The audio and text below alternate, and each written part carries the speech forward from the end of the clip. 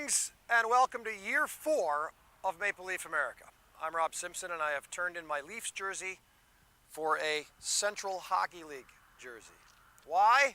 Well, because this season we're bringing you a 12-week unique look at hockey Americana through the eyes of Ontario-born players and coaches in the 17-team circuit, the CHL. We'll go from very sunny Laredo, Texas, to Albuquerque, New Mexico, to Fort Collins, Colorado, to Topeka, Kansas, and many other stops along the highway. Maple Leaf America on the bus, brought to you by Boston Pizza, begins right now.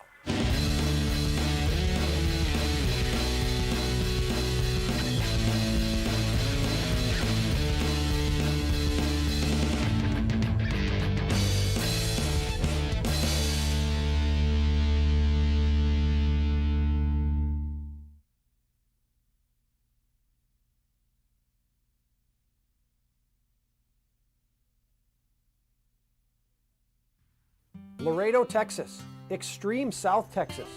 On this autumn day, 98 degrees Fahrenheit. That's 33 degrees C, as in Celsius, or C Canadian, or C Senor, it's mucho calor. Well, yeah, the good part about being in Laredo is when you get off the bus, you don't have to scrape your windshield and get in a cold car and have to, blow your hair.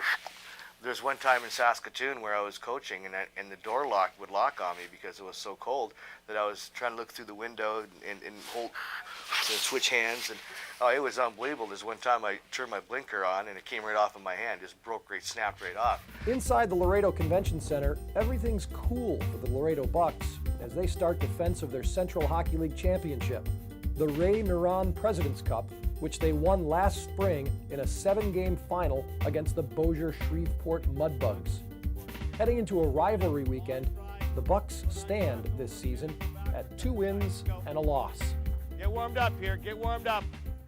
Come around the net, give a pass, get a pass back, all the way across here, pass, skate same side down here, get a pass back, go down, shoot on net. Forwards, I want you to start off there.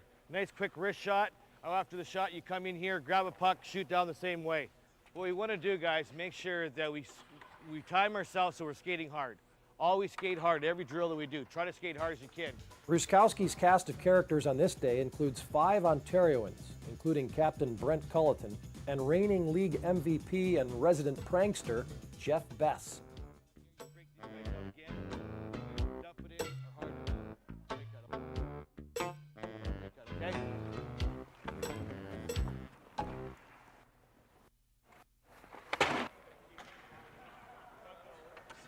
And then he broke his stick. He broke his energy. He broke his stick? That's a fine, isn't it? That's a fine. I love it. It's a different lifestyle, a different world, and it's something that, you experience. And being an older player and being over in Europe, 2.5 years of my career, one thing I do regret is not experiencing it to the fullest when I was there, You get you kind of complain, it's freezing cold and can't speak the language, and you don't see the culture. Where now I'm really throwing myself into the city and seeing what it's all about and really enjoying it. Mexico is about 3 miles from the rink. Crossing the border is easier than crossing into Canada, and items are cheap. Yeah, you walk over for 50 cents. You go park down by the bridge, you walk over for 50 cents, walk around, they got the market over there, and shopping and all that kind of stuff. A few good restaurants and nightclubs, I guess I would call it. But and you walk back for a quarter. It's great. It's a little different, but you take the good with the bad, and I've had no bad experiences here. I like it. I like it. The city, the people are nice. It's a great city, and it's fun to play in a city where you can wear shorts and a golf shirt all day. What about the Espanol? It's not bad. I grew up in Florida, so Spanish culture was huge down there, so it's not that big of a difference. I mean, everyone seems to speak English, and it's not bad. It's just different culture. We speak fluent Spanish about 2:30. Population here, 95% is Spanish. So, you pick up a couple words here and there, but they're really friendly. And, Mexican people invite you into their homes and, give the shirt off their back for you. And, moving away from home, into a different city, and considering, you know, it's a 40-hour drive or 30-hour drive, whatever it is, you know, it just makes it that much easier to adapt to, you know, hockey. Not so friendly, the fans and the team waiting for the Bucks that night in Hidalgo, Rio Grande Valley, about 3 hours along the river and down the highway. Although young, it's as big a rivalry as you'll find in minor league hockey. I think a lot of it has to do with the proximity of our towns, and you know, last year it kind of started off slow. There was, you know, nothing really heated that was going on, and we had a game in our building right after Christmas. It kind of erupted on the ice, and me and Terry were going at it, and the fans were going at it, and I mean, it's quite a hatred. I kind of compare it to the old Calgary-Edmonton rivalry, and you know, that's, I mean, when we play Laredo, it doesn't matter if we played 3 games in 3 nights or it's our first game of the weekend. I mean, it's a heated game, and it's, you know, it takes 60 minutes to get a win.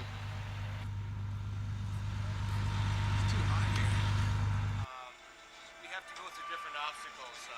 We have to go through a checkpoint, immigration checkpoint, to make sure that we're not carrying any illegal aliens on the bus. It usually takes us about 2 or 3 minutes to do that, then we're on our way. And as you can tell by the loudness of the movies, we have movies on the bus to kind of take away from the time of the travel. Everywhere you go, you feel the heat. Usually, guys on the bus, you kind of stretch out, relax, watch a movie or listen to the Walkmans. If they start thinking about the game about an hour before, or they started really gearing down and thinking about the game and getting themselves prepared. Last year, on our way to Fort Worth, someone ran into our U-Haul on the way there, and we had the equipment in front of the bus up top with the boys, but there was just that odd smell for a couple hours. But pretty much the boys were sleeping. We had a game at home tonight, and then we were driving out to Fort Worth for an afternoon game. But it's not too bad, you know. Travel's okay. You know, travel at night, so you're pretty much sleeping, you know, the 10, 12 hours depending on where you're going. So overall, it's pretty good.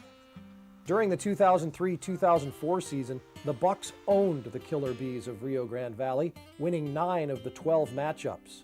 Tonight, the Bucks hope to continue the trend. Back in a moment.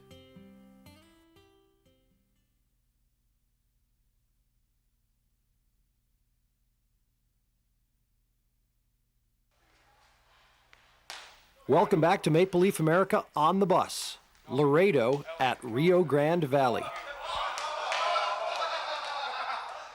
Elliot, look at that head. You.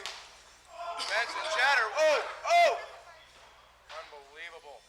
Cheddar, pack your bags. You're going home. You're out. And they're the enemy. You know, it goes back to football even, and you know, baseball and soccer and high school sports. You know, down the road, they don't like it. It's bitter rivals, and the Valley doesn't like us. Fans, even like the fans, don't even like each other. And you know, that makes for great hockey.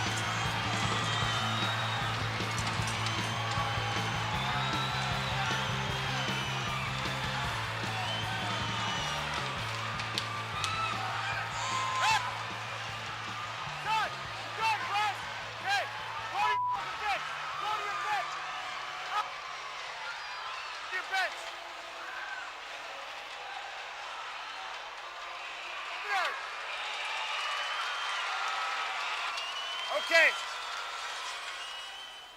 The fight, we got a Holland and 9. Holland and 9 fighting majors. Okay, Holland and Myers 5 each. Okay? Bess and Emersick 4 minutes each for roughing. It's going to be a tough game. A lot of fights, big crowd, you know, and Laredo fans do not like these guys. Penalty is on Tessier. Okay? Roughing. Plus he gets 5 for fighting. Okay? Over here, we got 2 plus 5 plus 10 for instigating on number 20. Okay? Everything looks like it's gonna wash out. You do the math, but that's what I have so far. Go ahead, count them up and then get back to me.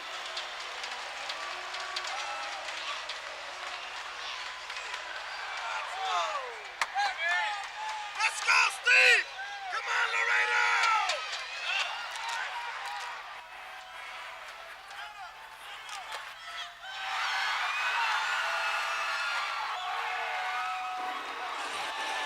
One nothing Bucks.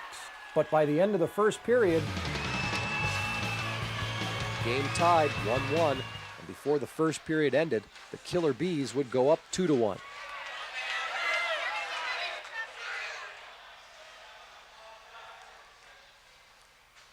Player system. That's what we're taught. You still go out there and play hockey. You got to play the system, fellas. You got to win the draws. We have to win the draws. We have to win the draws. Every time we got in trouble in our end is when we don't win the draws. We have to win the draws. We have to win the draws. Tie them up or win. Now, are they blocking us out going out to the puck carrier? Wolfie. Yep. Okay, now we switch up. Now we switch up. The outside guy, that's where the outside guy is, he's going hard. Remember what we said about never turning your head on the, turning your back on the play? I know you had your guy, but this guy came right down here. You just took the guy and you took him right up here. He took you out of the play. Have the guy and know the situation. You're going to have to let go of him and then get the guy coming down low. Our guy down low will help you down this area here. Will help you down there. But we got to get out to the points. So the inside guy goes to this guy. The outside guy challenges. Through here. You peel out. I'm gonna peel out as well. If he walks you, I go. All right. Like instead of just flying out, taking him and leaving this guy out. Because even if whoever gets blocked, he'll catch up. Just two guys go. Wherever they take, you go and you don't peel off. Yeah. Right. That makes sense to me. Right. It's a danger guy. You gotta You gotta get through. Yeah. You gotta get through. You have no choice. Hey, cut, Brent. When everything happened there in the first, you came off the bench, you came talk to me. You gotta wait. Wait till everything clears up. Don't come anywhere near me because then we're only gonna have problems.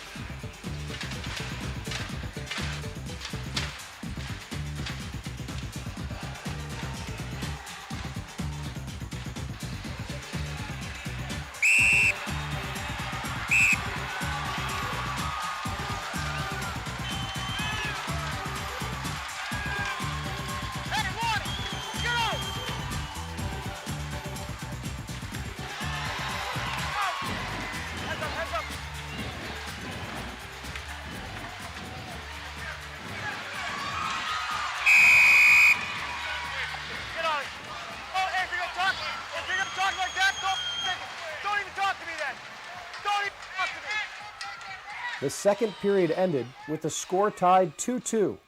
Mississauga's Adam Paymont with a goal and eventually 2 assists.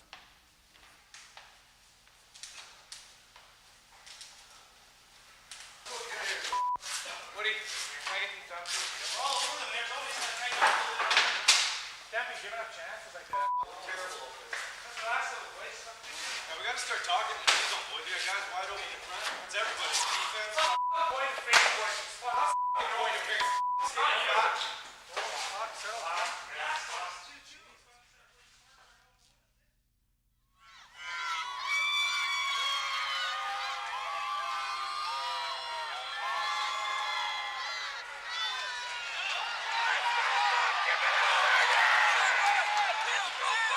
Come on, Laredo! The teams exchange goals.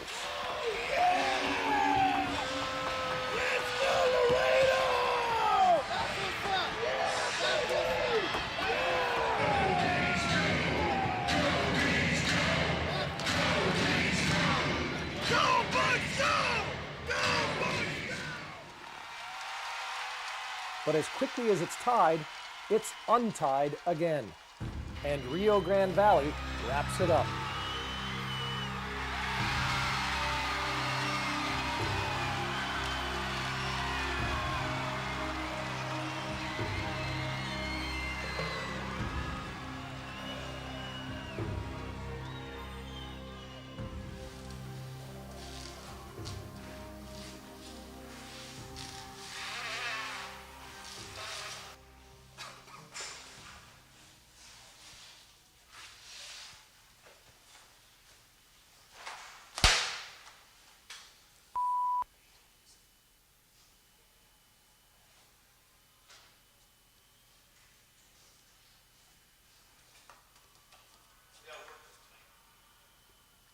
All we're doing is skating, instead of stopping and starting, all we're doing is skating around with a finger out.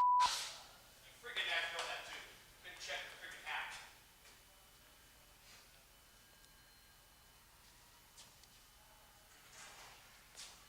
There, so what do? We turn our back towards the plate. Always know where the puck is. Always know where the puck is.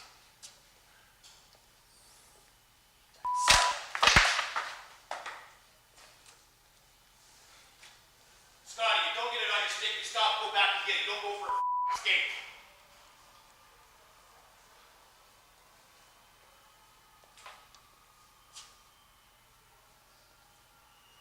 They outworked this thing. They earned that win because they outworked us. Nobody, no team outworks us. Guarantee you. Come practice time, we'll be in great shape. We'll be in great shape because I'll skate your off. I refuse to lose. And I'll make you guys refuse to lose.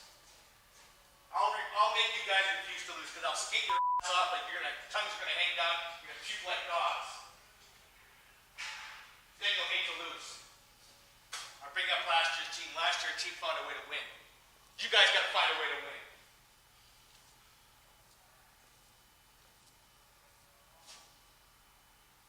What's the old saying we have? Hard work beats talent. Unless talent works hard.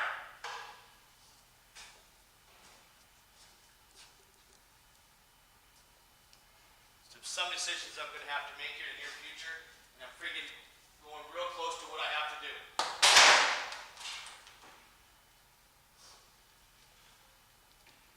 I'm telling you, I hate to lose, and I'm going to treat guys hate to lose too. I guarantee you. I'll make you hate to lose. I'll make you hate to lose. Because every time we lose, I'll skate the shit out of you. Refuse to lose. Refuse to lose. Refuse to lose. Think that was a good effort? Scott, think that was a good effort? Why? Don't we want to win?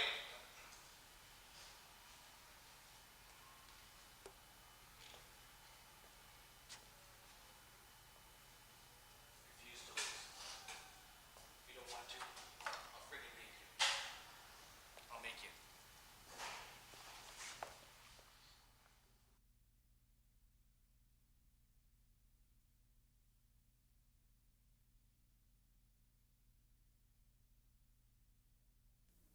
Welcome back to Maple Leaf America on the Bus with the Central Hockey League, brought to you by Boston Pizza. Laredo Bucks captain Brent Culleton is like most 10-year minor league veterans. This is Max. We got Max when we were playing in Fort Worth in the Central Hockey League. He's chased his dreams and played the game he loves all over the map. Played in Pembroke with the Pembroke Lumber Kings junior, and had a lot of. That's where I really started, growing on my hockey started growing there. I met a couple of really good people, and then I went to Tallahassee, Florida with Jeff Brubaker, and then I called up to Orlando, and that's where I met Ashley. I finished the year in Orlando. We got called up halfway and went through the rest of the year in Orlando and played there, and then that was my first experience of real playoffs. We lost in the Turner Cup Finals in Game 7, so I was at the other end of the spectrum then. And then then we went to Fort. No, we went to England. England for a bit, Yeah. and Fort Myers. Came back, went to Fort Myers, and then No, we were in Tallahassee. Then we got Fort traded Myers, to and Fort Myers. then Tallahassee, and then Germany for a year. Came back when the season was over and played just to finish out hockey. Played in Fort Worth for a month and a half, if that. And then signed with Norfolk last year in the American League, or 2 years ago, sorry. Signed with Norfolk in 2A with Columbus. Played another year in Columbus, and then signed with San Antonio and came to Laredo. The weather fits Culleton's second career choice, golf. He's earned his PGA card and has leads on local club pro jobs once he's finished skating. I like it here. It's a great city. I also work at the golf course here at the Laredo Country Club, and I know I'm getting to know a lot of people, meet a lot of new people, and make some new friends. And I don't mind it down here. Like summer gets a little hot. July, August is tough to live, but other than that, it's great. Love it here. Describe the reasons why. Just the atmosphere. We got a brand new facility here. We average 6,500 fans a game. People in the community just greet us with open arms. They got A1 organization here. Terry, good coach. He's got a good coach, scouting staff, and puts a competitive team on the ice every year. Dubé's probably not a Laredo lifer, nor is longtime pro Bess, who says he'll continue to follow the work and go where the action is. I just want to play as long as I can. I still love the game, and it's a lot of fun, and the lifestyle and the people you get to meet, it's fantastic. For now, it's life in Latino land, where the Bucks' major competition in the early season is Texas high school football.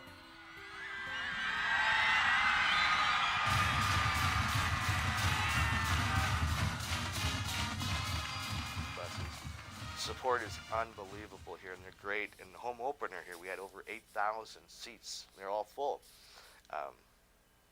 Now we have to keep the fans happy, and that makes a lot of responsibility on myself and the organization to please them and make sure that they're happy. I think the ultimate compliment I got was that I was a grocery store, and a young family stopped me, and he had a little girl in the basket, and they were shopping. She was pulling things off and putting it in the basket. No, you can't do that. And it was kind of nice to see a young family like that do it, because I wouldn't do that myself. But the man stopped me and he says, "You know what, Terry," he says, "you and Laredo Bucks have brought pride and dignity and honor to the city of Laredo." And I thought to myself, that might have been the nicest compliment I've ever had in my whole life. I mean, I bring something to the team that I wasn't even really aware of that I was doing, but they recognized that, and it was tremendous. And this is what we got right now. This is what we got. That's what we got. We got the ring. We got the ring. And we got this right here.